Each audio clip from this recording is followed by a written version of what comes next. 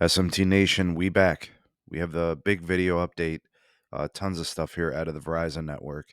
And actually, what I'm going to do is bit by bit, piece by piece, I'm going to go through all the things that Verizon is currently in progress in and what's going to be happening in 2023.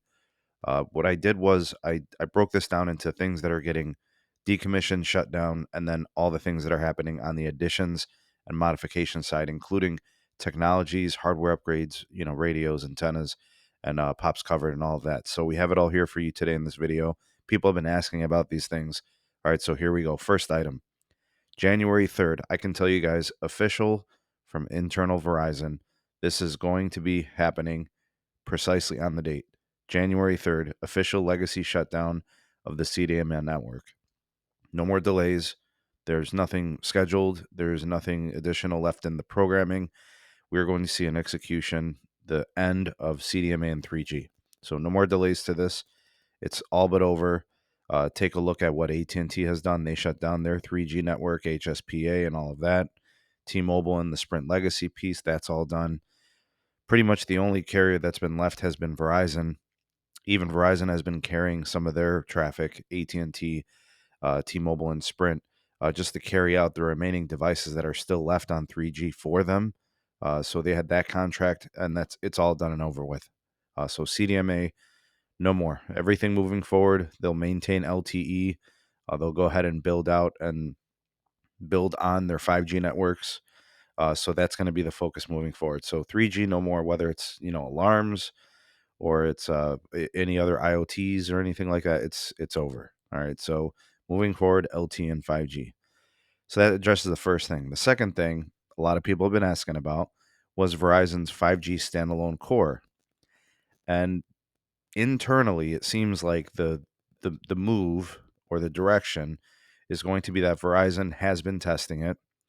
Verizon has been moving traffic on their commercial network through standalone operations. We don't know where, we don't know how. They have not disclosed any of that, but it has been going on. I think the trajectory seems pretty positive. I think things look good. It's on schedule. So internally, the indication is that they are going to launch commercial 5G standalone early next year. And very specifically, they want to do it over data only connections, meaning they don't want to do it over any type of calling devices or calling traffic. Verizon has always been keen and focused on calling quality and calling reliability. That's part of their fabric. That's their DNA. That's how they got here, folks, as the number one carrier in the country when it comes to the size of the network, when it comes to the reliability of the network. That's always been their core focus, making sure that they are a voice network that is known as those things, reliable, and high quality. So we're probably going to be seeing this on connected devices first with respect to like just data only. So it would make sense for like the fixed wireless access customers to kind of be the first ones on the standalone 5G core. They don't want to take chances on the mobile side with respect to the voice. They don't want to make any sacrifices or degradations in calling quality. They don't want call drops. They don't want people to have issues with calling. The last thing they want is people to reach out to customer care and say, I'm dropping calls. It's not what Verizon does. It's not what they do. So data only, home internet, mobile will probably come later, right? Additionally, we'll get an announcement from them, I'm sure. I'm assuming it's going to be Q1. That was the indications most recently, and I did not hear about any delays. So we'll anticipate that. We'll just kind of loosely put it in for Q1 2023. All right, now the next piece moving forward, a lot of people have been asking about millimeter wave. It's a good question because with all their emphasis and focus on C-band and scaling C-band, the question is, are they going to start scaling back on millimeter wave? It appears that they will continue to build on their millimeter wave network. So putting up nodes, generally speaking, has continued. They've put up more nodes in markets where they currently have millimeter wave. They have added new markets with C-band, and of course, places where they have, the one fiber program is accelerating and it makes sense for them to deploy millimeter wave. Those things are still kind of connected. So we're going to see a little bit deepening of millimeter wave across different cities. We'll see if we get new markets. I haven't heard anything about new markets getting millimeter wave, but that could be a possibility. But they are still building. it does seem like they're going to continue to scale at basically the same pace. You might see a small slowdown, but they're still building. It's still going to be to the tune of probably 13 or 14,000 millimeter wave nodes added annually, kind of like what we've been seeing between 14 and 17,000 each year. So that will continue. In terms of new tower sites, those are still scheduled to be happening. So Verizon's network continues to get larger. Verizon's network continues to get more densified, right? So having a tighter tower grid, making the connectivity better, splitting cells. I think what people are going to notice is that in situations like this, where the network gets new tower sites, 1,000 here, a couple thousand there, when you look at annual builds, the network gets more reliable. The network gets more redundant. That's something that Verizon is really focused on.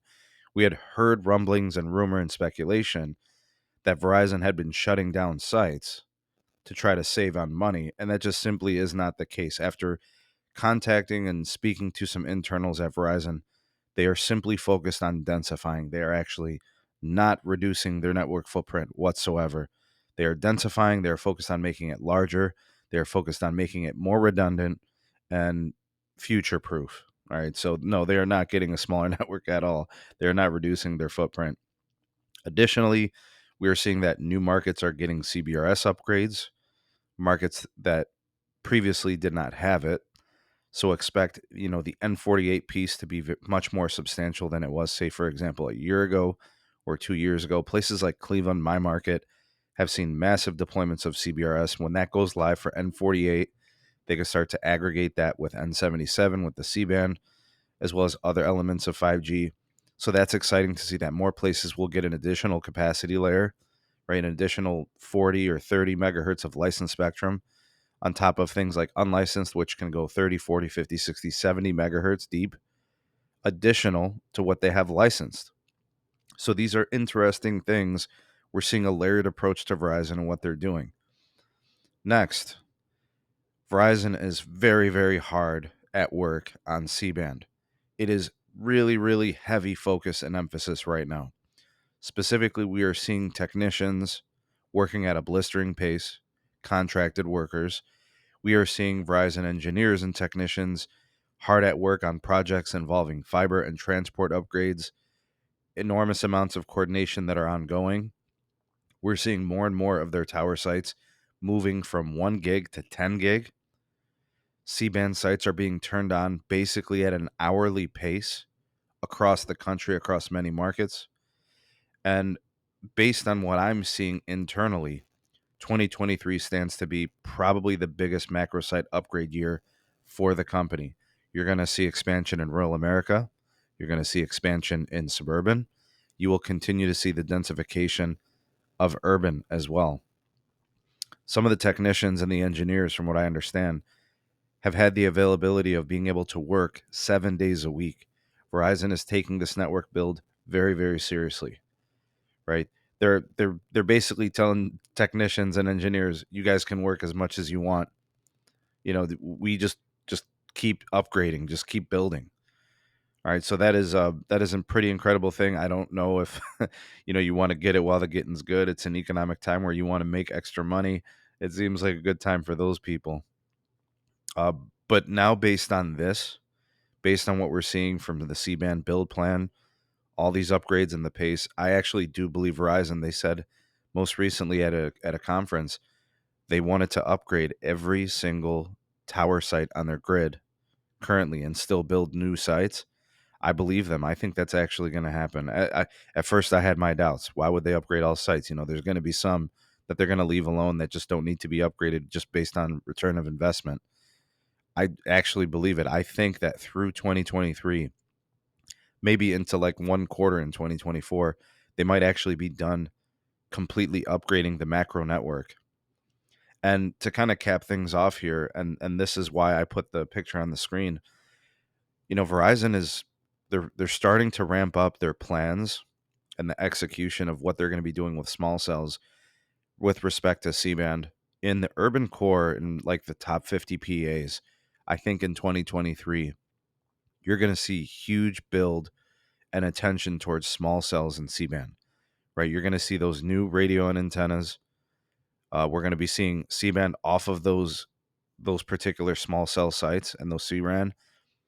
Verizon is going to build a very unique wireless network. Their mobile network is going to be extremely dense.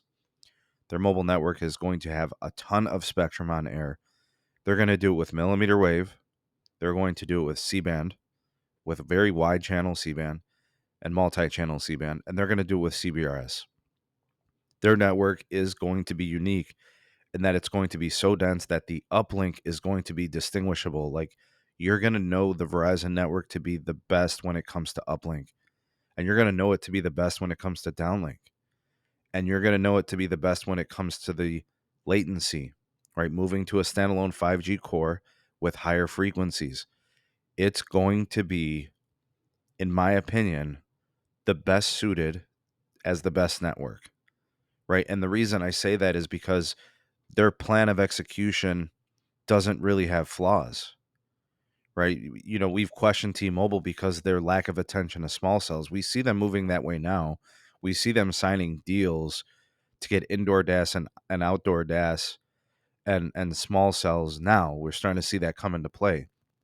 Verizon has been doing this for the better part of the last 5 or 6 years, building out small cells in the urban core, adding small cells to their already tight macro grids in a lot of markets. And with a fully upgraded macro network, they can now focus their attention on things like small cells and C-RAN to get the new channels that they have currently just purchased and now need to get on air. You know, don't be shocked if you're a Verizon customer that you almost feel like the Verizon network is unrecognizable when this is all said and done. Seeing gigabit speeds, I think, is going to become basically just the norm. By gigabit speeds, I mean like 1 gigabit per second across the board, very uniform, because you're going to have multiple channels of N77, N48. You're going to have those connections integrated with carrier aggregation on the standalone core, and then you're going to have very tight tower grids. The handoffs, you know, there's a lot of redundancy, a lot of overlap, right? So you're going to be seeing some incredible things from Verizon. Are they more expensive than the other carriers? Most definitely. You know, do they not pay attention to the postpaid consumer market in terms of being a competitor? You can make that argument too. But when it comes to networking, folks, this is the sole focus and core of their business, is to be the best when it comes to a mobile network. This is what Verizon does. The spending proves it. Right? Verizon has been spending $18 billion on its standard capex, and over the last 3 years spent an additional $10 billion on top of that just for C-band. So these things will continue. They will have an incredible experience on their mobile network. And yeah, it's going to be multi-purpose. And yes, they're going to be doing some network slicing and all of this. From the macro cells, we're going to be seeing millimeter wave. From the small cells, everything all together. It is going to be a really, really nice experience. They probably are in the catbird seat to produce the best performing network here in the next year, right? By the end of 2023, we're going to be seeing a renaissance on the Verizon network across the entire country, whether it's urban, suburban, or rural America. It's coming, folks. They just needed the spectrum. They're spending the money. It's happening. Comment down below on the things that I discussed in today's video. I'd love to hear what you guys have to say on this. You're the voice of the people, the SMT Nation. Let your voice be heard. Like, share, subscribe for more, and turn on that bell notification icon to never miss an upload. Links are in the description for all things going on with the channel. Big shout out to the YouTube members. Big shout out to the Patreon supporters. You guys are the GOATs. I'll leave you with these words of positivity as we exit today's video. Every new day is an opportunity to be great. Go out there and be great. Thanks for watching. See you on the next one. Peace.